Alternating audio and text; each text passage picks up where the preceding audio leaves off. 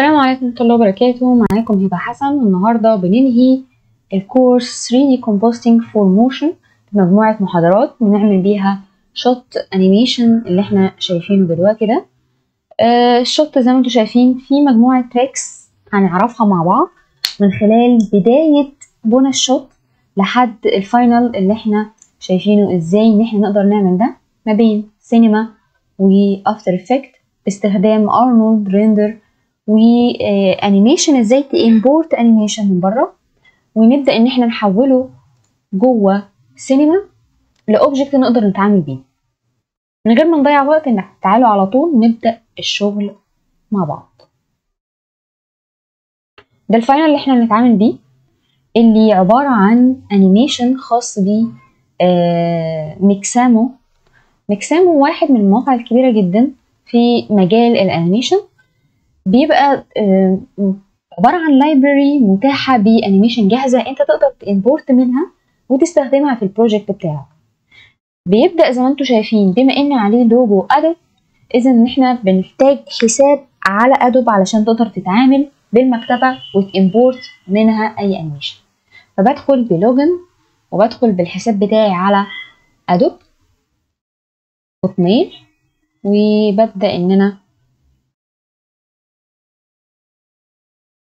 بما اني مسجلاه مجرد ما بتدخل، انا حبيت اوريك قبل وبعد، يعني مجرد ما بتدخل بالحساب بتاعك بتلاقي المكتبه اتفتحت قدامك على طول. هي عباره عن ايه زي ما انتم شايفين؟ عباره عن كاركترز، مجموعه كاركترات جاهزه بتاخد منها اي كاركتر ليك، او انيميشنز ان انت بتاخد انيميشن معين من المكتبه اللي قدامك وبتبدا ان انت تكستمها زي ما هنشوف دلوقتي. احنا مثلا بالنسبه لينا تقدر تكتب نوع الانيميشن اللي انت عايزه. مثلا عايزين حاجة خاصة بالدانس، مجرد ما بتعملها هتبص تلاقي كل البريفيو ظهرت قدامك. تمام. مجرد حتى انت مش محتاج ان انت تقف عليها علشان تشوف شكل الدانس عامل ازاي او الانيميشن ايا كان عامل ازاي. خلينا ناخد السامبا. لو انا عملت كليك كده عليها بس بيبدأ هو زي ما انتوا شايفين يابلاي الدانس على الموديل اللي قدامك، وبتلاقي الحركة فعلا سلسة جدا وكأنها واقعية، كأنها حقيقية فعلا. أنا عملت بوز للفيديو عقبال ما ادور على الانيميشن. بعد ما نختارها انا كتبتها هنا بس عشان تتفلتر سامبا دانس. بتلاقي هنا بقى تحت بيديلك الانيميشن اللي قدامك هيبقى كام فريم بالظبط، والمجموعة اللي عندك هنا لو نعمل له بوز بس عشان تروشتني خالص على كده من قدام، هتلاقي هنا ازاي ان انت تتحكم في الدانس نفسها. يعني انا لو عملت بلاي عايزين مثلا نخلي الانرجي اعلى شوية، بمعنى هزود السرعة شوية، هتلاقي يتأثر بالتمام، هتلاقي يتأثر بحاجات كتير. تعالى لو بطأتها شوية بس هتبقى مش لوجيك خالص بصراحة. بصوا هتلاقي في حاجة غلط. خليها ايه 50 زي ما كانت.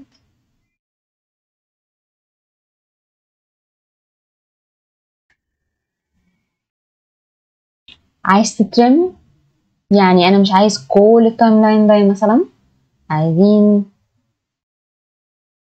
كده مثلا، هتلاقي على طول ظبط الوقت وحسب اللي انت عايزه بالظبط.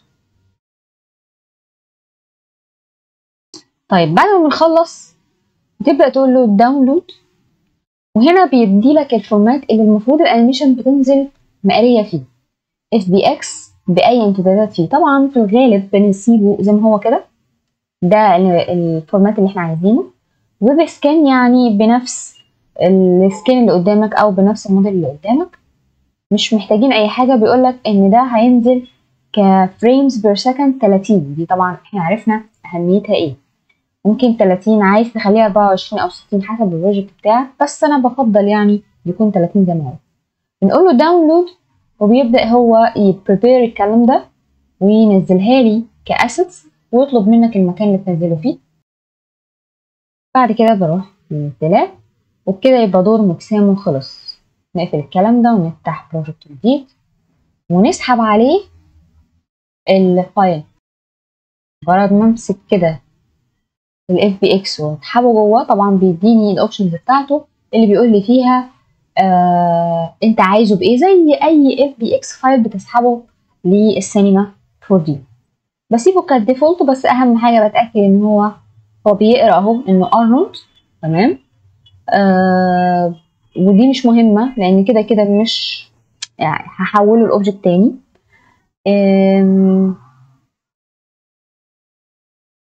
اهم حاجه عندي بيبقى المقاس، بس هي البروجكت دوت مش مهمه للدرجه. نقول له اوكي وهتلاقي الاوبجكت نزل قدامك زي ما انتم شايفين بالانيميشن بتاعه جاهز للشغل على طول.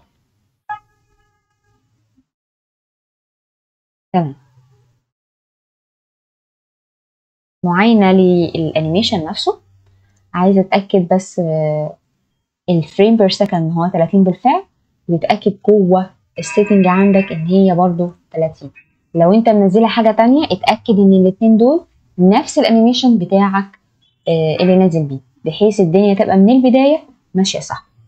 هتلاحظ قدامك هنا في البروجكت فايلز ان نازل فيه المكسامو اللي هو المنظر ده. طبعا احنا عرفناه للناس اللي درست معايا الدبلومه ان دي عباره عن البونز اللي موجوده في الموديل نفسه، فهو ده اهم جزء عندي.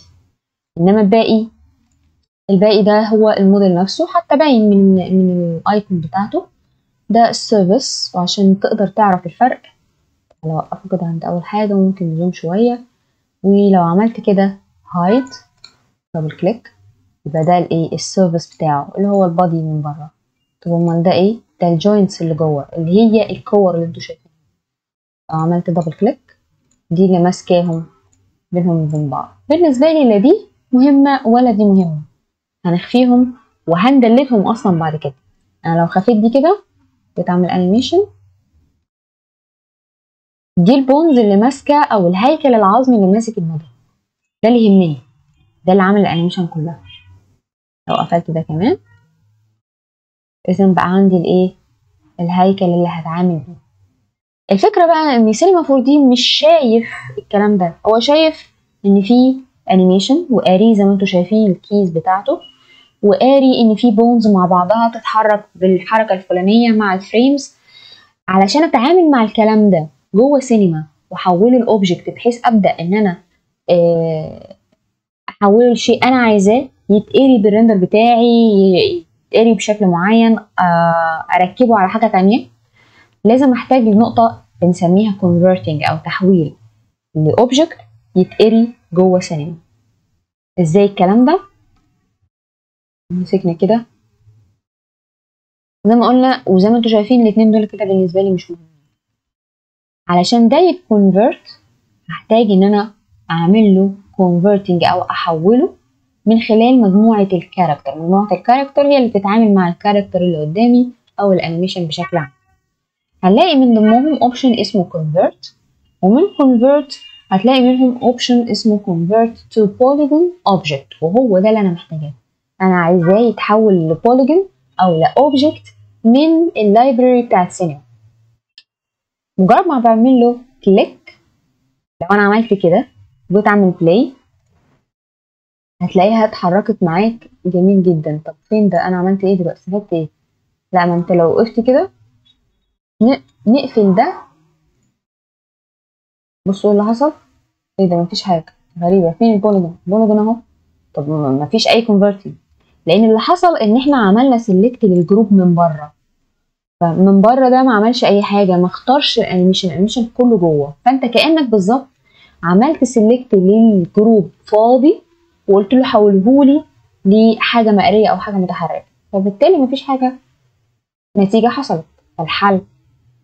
الحل ان احنا نعمل ميدل كليك، يعني ميدل كليك من الماوس بحيث تحدد كل الانيميشن اللي جوه الجروب. تمام، كل الانيميشن تبص تلاقي السيلكت عامل بالمنظر اللي احنا شايفينه ده. تعالى نعمل نفس الاوبشن مرة تانية convert to polygon وتعالوا نخفيها. بصوا ايه بقى اللي حصل.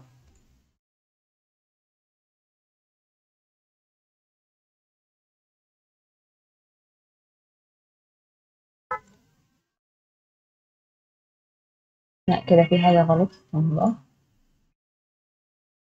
احنا عملنا convert وهو مخفي، لا يبقى نقفل دي تاني وميدل كليك نتأكد ان كله متحدد. واقفين على اول فريم ومن character convert joins to polygon.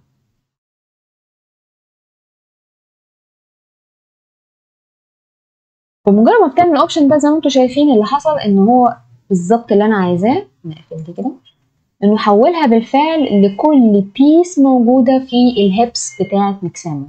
كل حاجه لو انا فتحت كده هتلاقيها هي بالظبط. نقف كده عند نفس البوز كله ظاهر بالظبط. بس دلوقتي بقى عايزه بعد ما خدت الهيكل وحولته البوليجون عايزين نحوله بقى لانيميشن. ناخد الانيميشن دي نخلي البوليجون يتحرك معاها. الكلام ده يحصل ازاي؟ بنحدد برضو مكسامو كله ميدل كليك وكنترول ونحدد البوليجون ومن كاركتر نختار اوبشن اسمه bind دي ان هو بيخلي في يلضم يعني ده بده او يعني بنسميها ايه بيخلي ده ياخد نفس الكونفرتنج كمان بتاعت الانيميشن بتاعته. هتلاقوا كمان بمجرد ما بتحددها زي ما انتم شايفين كل سنجل بون او انيميشن موجود في الكاركتر الاولاني يتحول للبوليجون اللي احنا عملناه. فبالتالي لما نيجي نعمل بلاي نشيل كده السلكشن هتلاقوا الاتنين اتحركوا مع بعض. لو خفيت المكسامو انا كده خدت مين اللي انا عايزاه. خدت الهيكل وفي نفس الوقت اخدت الانيميشن. بالمنظر ده انا كده مش هحتاج البوينتس مش هحتاج السيرفيس. كده البروجكت جاهز معايا كموديل مقري جوه سينما جاهز ان احنا نبدا نشتغل عليه ونبدا ان احنا نستخدم الداينامكس انها تتحرك بنفس الانيميشن دوت وتقرا في الريندر بتاعنا. تمام وده اللي هنبتدي فيه مع بعض في المحاضره الجايه.